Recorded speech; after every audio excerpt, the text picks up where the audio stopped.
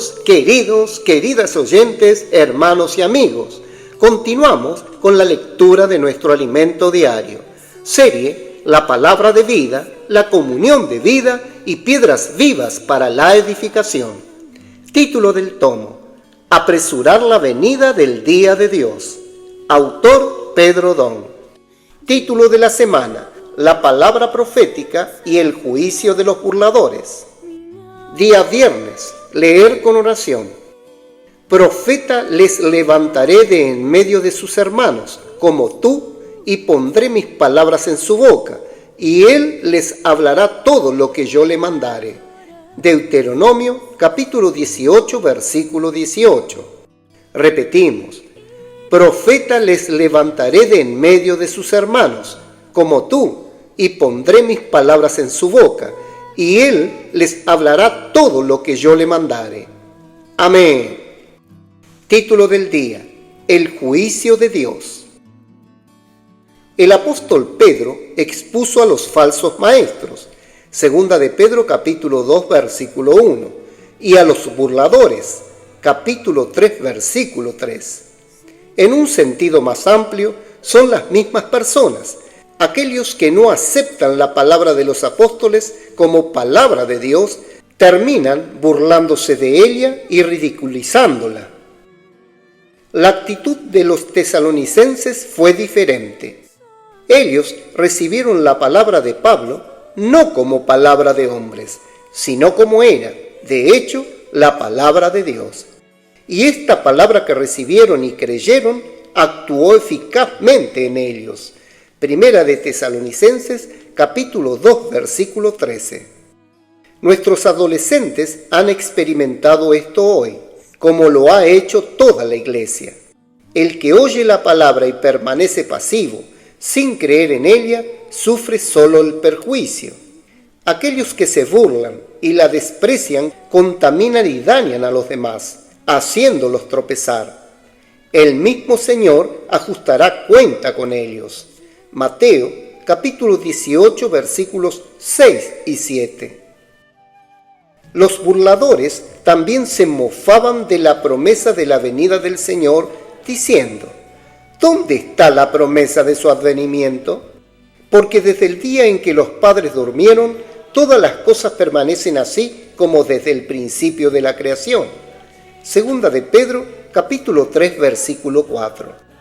Su argumento es que todo permanece inalterado, pero Pedro respondió: estos ignoran voluntariamente que en el tiempo antiguo fueron hechos por la palabra de Dios los cielos y también la tierra, que proviene del agua y por el agua subsiste, por lo cual el mundo de entonces pereció anegado en agua. Versículos 5 y 6. El mundo no ha permanecido igual como afirmaban estos burladores. Muchas cosas han sucedido desde el principio de la creación de Dios. Antes de la creación de Adán, hubo el juicio de Dios sobre las criaturas que habitaban la tierra y que se unieron a la rebelión de Satanás.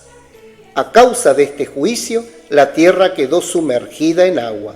Génesis, capítulo 1, versículo 2.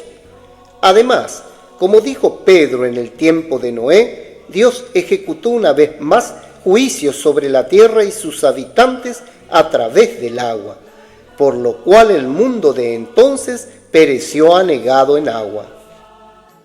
Pedro exhorta además: pero los cielos y la tierra que existen ahora están reservados por la misma palabra, guardados para el fuego en el día del juicio y de la perdición de los hombres impíos.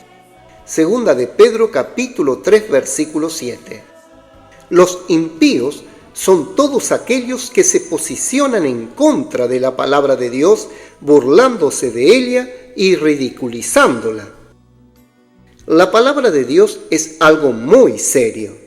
Dios ajustará cuentas con aquellos que no creen en su palabra.